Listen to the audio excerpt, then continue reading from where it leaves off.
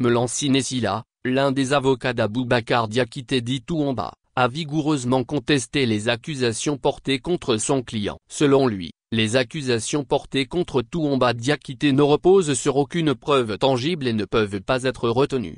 Silla a mis en avant l'article 14 du Code pénal, qui stipule que nul n'est responsable pénalement que de son propre fait. Il a insisté sur l'absence de faits personnels imputables à son client, avec des preuves concrètes démontrant sa culpabilité. Quel fait personnel a été invoqué ici contre lui, avec des preuves à l'appui comme quoi il serait l'auteur de ces faits? Rien. L'avocat de Touamba a ensuite abordé les accusations d'assassinat, définies par les articles 206 et 208 du Code pénal comme le fait de donner volontairement la mort à autrui et le meurtre commis avec préméditation ou guet-apens. Selon Silla, aucune des victimes ou témoins n'a pu affirmer avoir vu Touamba Diakité tuer quelqu'un ou donner des instructions en ce sens. En tout cas, au cours des débats, personne n'a comparu ici et qui a soutenu que mon commandant lui aurait donné des instructions, que mon commandant lui aurait fourni des moyens, que mon commandant lui aurait apporté une aide ou une assistance allant dans le sens de la commission du viol. Concernant les accusations de complicité,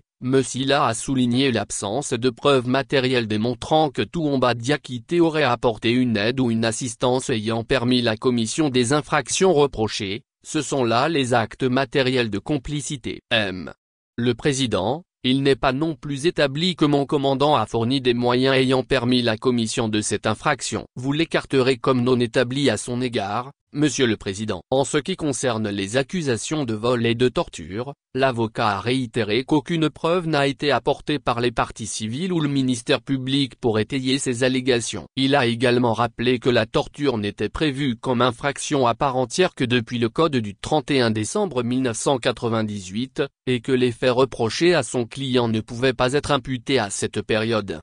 Silla a insisté sur le manque de preuves concrètes et la non-imputabilité des faits à son client. Vous comprendrez que lorsque l'imputabilité des faits n'est pas établie, le juge, et c'est la loi qui le dit, n'entre pas en condamnation, Monsieur le Président. Ainsi, la défense de Touamba Diakité demande l'acquittement de son client, affirmant que les accusations portées contre lui ne sont pas fondées et qu'aucune preuve tangible n'a été présentée pour justifier une condamnation.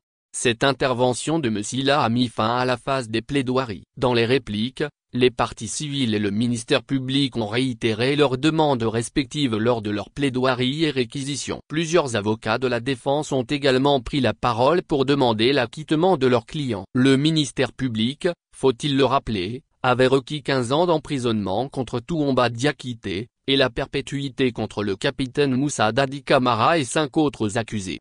Le verdict sera donné le 31 juillet prochain, soit la veille du début des vacances judiciaires.